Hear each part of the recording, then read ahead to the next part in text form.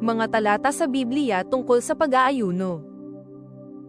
Isayas Kabanata 57, talata 15 sapagkat ito ang sinasabi ng mataas at mataas, siya na nabubuhay magpakailanman, na ang pangalan ay banal, ako'y naninirahan sa mataas at banal na lugar, ngunit kasama rin niya ang nagsisisi at mapagpakumbabang espiritu, upang buhayin ang espiritu ng mapagpakumbaba at upang buhayin ang puso ng nagsisisi.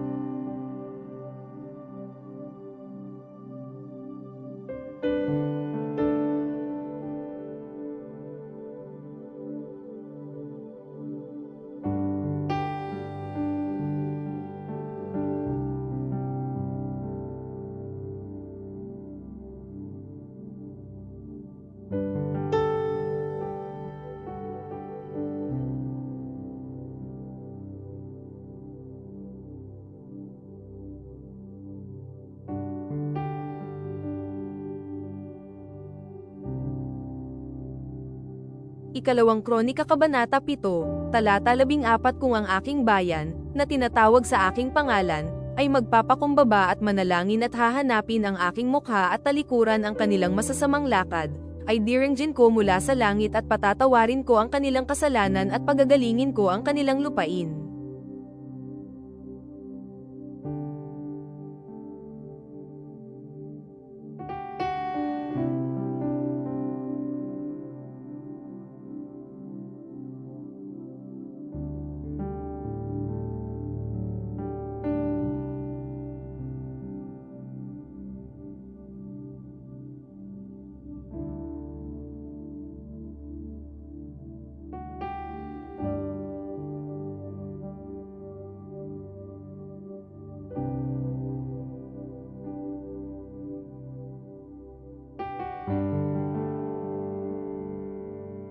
Jeremias Kabanata 36, talata 9. Nang ikalimang taon ni Jehoiakim na anak ni Josias na hari ng Juda, nang ikasyam na buwan, ang lahat ng tao sa Jerusalem at ang mga dumating mula sa mga bayan ng Juda ay nagpahayag ng isang pag-aayuno sa harap ng Panginoon.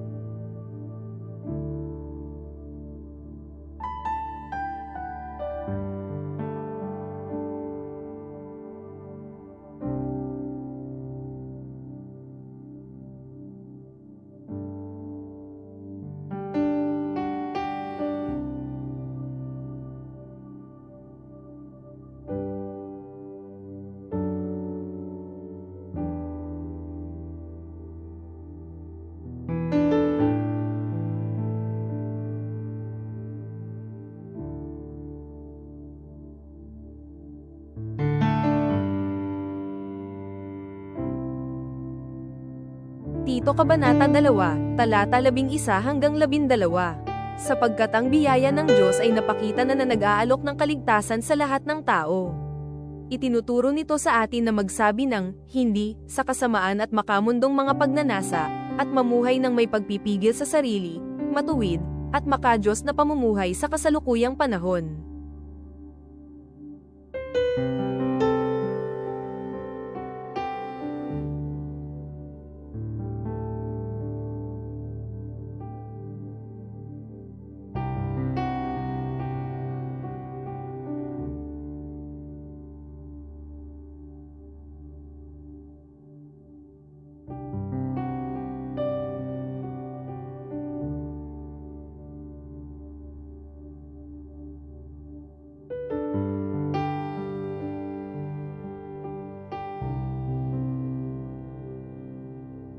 Mateo Kabanata 6, talata 16 Kapag kayo'y nag-aayuno, huwag kayong magmukhang malungkot gaya ng mga mapagkunwari, sapagkat pinapasama nila ang kanilang mga mukha upang ipakita sa iba na sila'y nag-aayuno. Katotohanang sinasabi ko sa inyo, natanggap na nila ang kanilang gantimpala ng buo.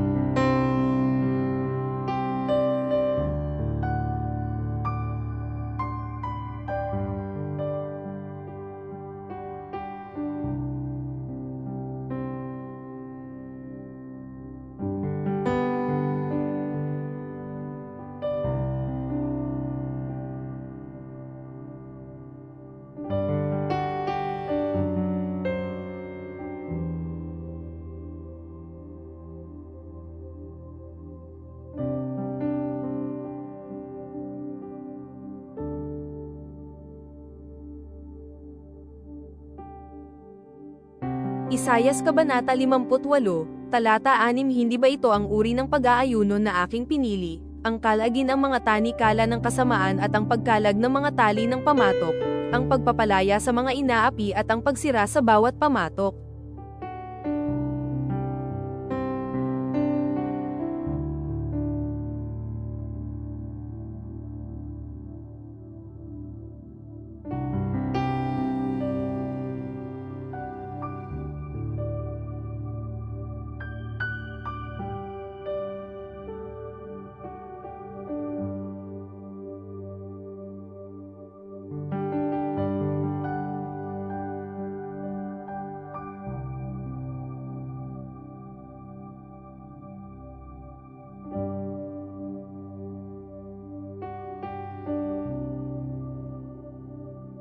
Mga Gawa Kabanata 14, Talata 3. Si Pablo at Bernabe ay nagtalaga para sa kanila ng mga matatanda sa bawat simbahan at, sa pamamagitan ng panalangin at pag-aayuno, ay ipinagkatiwala sila sa Panginoon, na kanilang pinagkatiwalaan.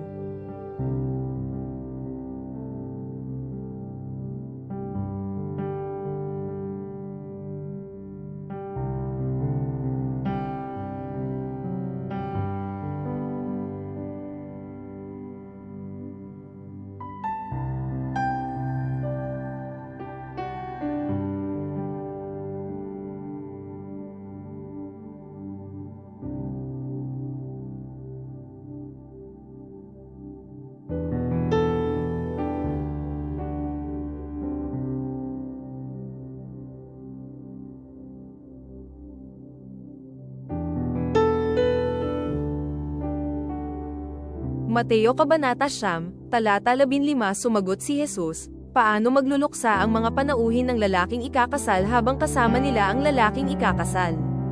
Hindi nila magagawa, hanggat kasama nila siya.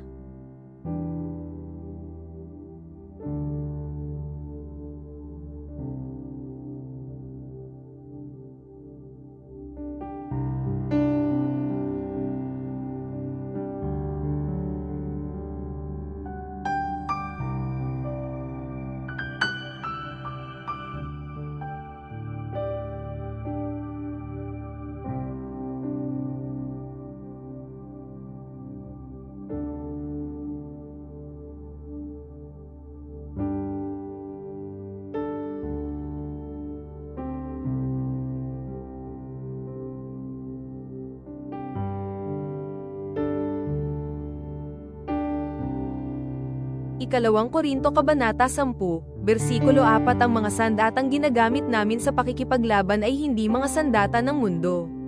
Bagkus, ang mga ito ay may banal na kapangyarihan upang gibain ang mga kuta.